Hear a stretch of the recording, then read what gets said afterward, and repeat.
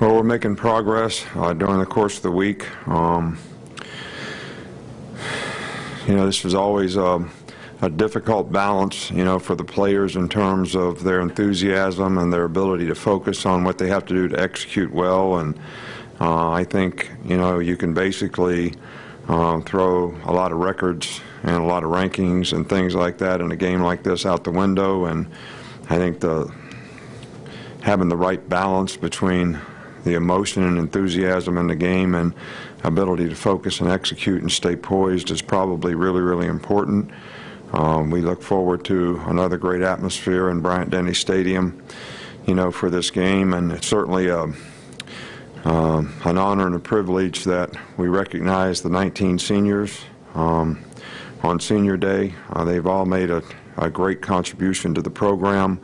Record of 52-3, 2 national championships, and they've also done a great job in the classroom.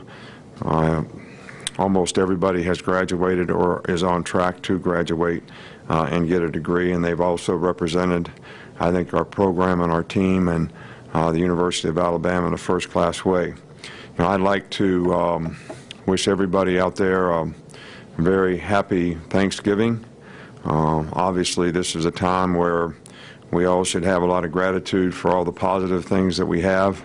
Sometimes we think a lot about what we don't have, but this is a great time to think about the things that we do have, the relationships, the family, and all the things that we have to be grateful and thankful for. Coach, we're going to start in the middle with Michael. Just wonder, have you been in touch with anybody at the stadium this week about the condition of the grass? Because it looked like it was pretty chewed up Saturday against the Citadel.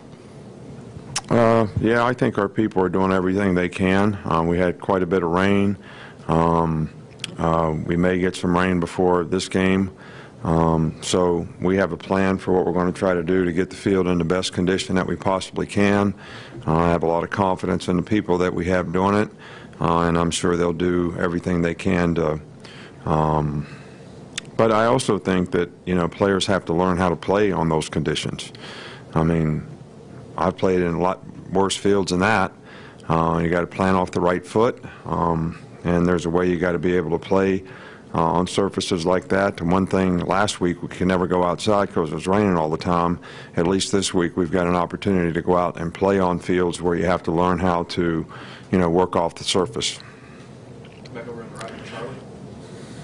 I know you do it every year, but just how special is that Senior Day ceremony before the game for you? Well,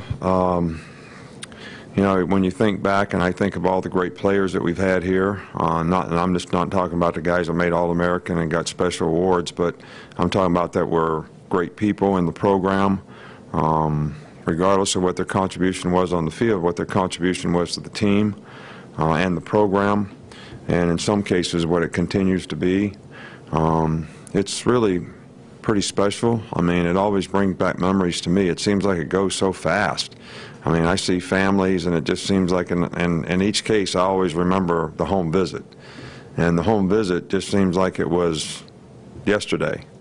And guys are graduating, and it makes me very proud that guys get their degree. I mean, it's our goal as a program to help them be more successful in life for having been in a program. And when you see guys grow and develop personally, academically, and also some of the lessons that they learn competing on the field, whether it's hard work, perseverance, ability to overcome adversity, having the discipline to make good choices and decisions, it does make me really proud of them, and it makes me feel like they'll have a much better chance of being successful because they were involved in the program based on what they did, based on the commitment that they made, and we certainly appreciate that probably more than anybody knows.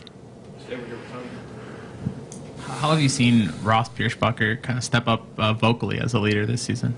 Ross has been really, really good. He's very confident. He's a very bright guy, really understands what we need to do up front. I think the players have a lot of confidence in him as a center making a call, so it's kind of a natural position for him to be able to be a leader, and he certainly has embraced that role and that challenge, and I think done a really, really good job all year long. Wrap up 2 more, Alex.